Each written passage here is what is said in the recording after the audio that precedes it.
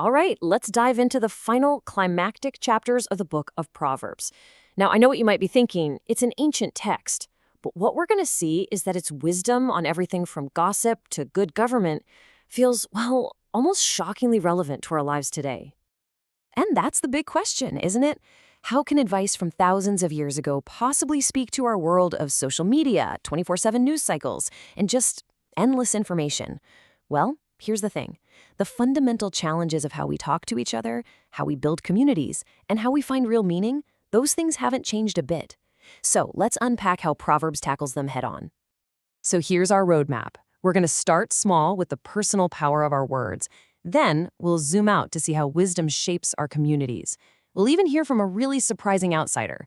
After that, we'll tackle the famous and, yeah, often debated Proverbs 31 woman. And finally, we'll go all the way out to the cosmos to explore the divine origin of wisdom itself. Okay, first up, the power of our words. Now, Proverbs is crystal clear about this. Our speech isn't just hot air. It's not just talk. It's a real force in the world, one that can literally create or destroy, build things up or burn them to the ground. What we say actually matters. Wow, what a metaphor. Gossip is described as a delicious morsel. The text is smart. It totally gets the temptation. It acknowledges how easy, how satisfying it can feel to consume a juicy piece of gossip. But it also gives this chilling warning. This is a poison that works its way deep down inside of us and inside our community. And the difference in outcomes couldn't be clearer. Proverbs lays out a pretty stark choice here. Honesty, that has staying power. It builds a kind of trust that lasts. But a lie? Well, it might give you a quick win, but it's fundamentally unstable. It just can't last. Sooner or later, it's gonna crumble. And this, right here, shows you just how high the stakes are. Gentle, truthful words are like a tree of life. They provide nourishment, shelter, and life for an entire community. But deceit? That's a scorching fire. It can absolutely incinerate relationships, reputations, and the very trust that holds society together. So let's see how this scales up, from our one-on-one conversations to the health of an entire nation. Because Proverbs takes these exact same principles and applies them to everything, from the dinner table all the way up to the throne room. I mean, you can see the results laid out right here. A wise leader, someone who actually values truth and what's right, creates a society where the people can actually rejoice. But a corrupt ruler, one who surrounds themselves with lies, well, they become like a predator, a roaring lion, and the whole nation suffers. The character of the leadership directly shapes the life of the people. It's that simple.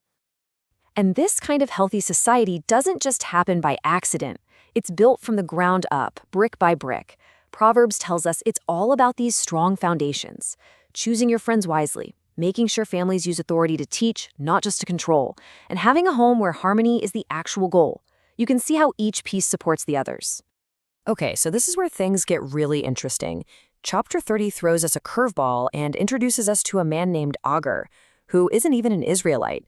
Just including him in the book is this powerful statement that, hey, wisdom isn't some exclusive club. You can find it and value it even when it comes from an outside voice. So what's Agur's whole deal? It all comes down to humility, deep, profound humility. He basically comes right out and says, I don't have the answers, and I'm not going to pretend I do. He's not trying to figure it all out himself. He's pleading for true knowledge that can only come from God. And for Agur, that humility, that confession of not knowing, that's the absolute starting point for any real wisdom. And get this, he finds this massive wisdom by looking at the smallest things. I mean, look at this list. Agur is just observing these tiny creatures and pulling out these huge life lessons. Ants teach us to prepare. Rock badgers show us how to find security. Locusts are a masterclass in teamwork. It's a brilliant, humbling reminder that profound wisdom is literally all around us, if we just have the eyes to see it. This brings us to one of the most famous and, most fiercely debated passages in the entire book, the poem about the woman of noble character in Proverbs 31. So who is she, really? And what is she supposed to teach us? So before we get into all the interpretations, let's just look at what the text says.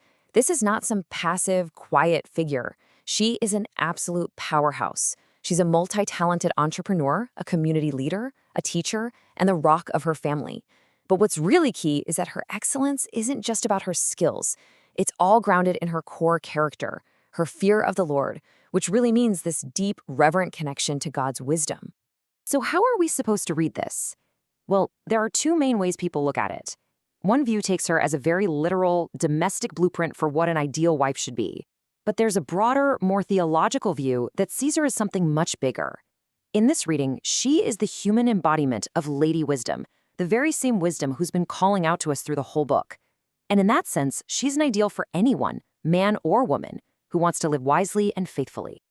And that second idea, that she might be wisdom itself in human form, is our launchpad into the final, biggest, and most mysterious idea in the whole book, the divine origin of wisdom, as described way back in chapter 8. This isn't just poetry. It's a peek into the very nature of God. I mean, listen to how the text describes wisdom. This is mind-bending, cosmic stuff. She wasn't created with the universe. She was there before it.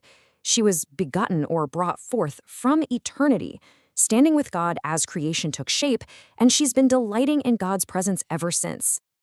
And here's a crazy bit of history. A huge, major split in early Christianity hinged on how you translate one single Hebrew word right here.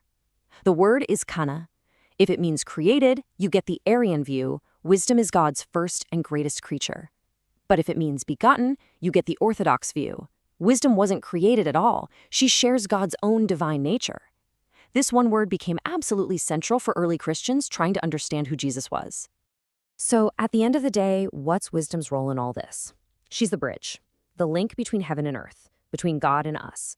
She is the personal, loving way that God reaches out to humanity, teaching us how to live a life that's in harmony with the way things are meant to be. And that leaves us right back where we started, in our own time. Proverbs doesn't just end with a list of rules. It ends by pointing us to a personified, divine wisdom that was there at the dawn of time. So for us, living in an age where we are drowning in data and opinions, maybe the most urgent question of all is still the same one. How do we tune out all that noise and connect with the true wisdom that holds the cosmos together?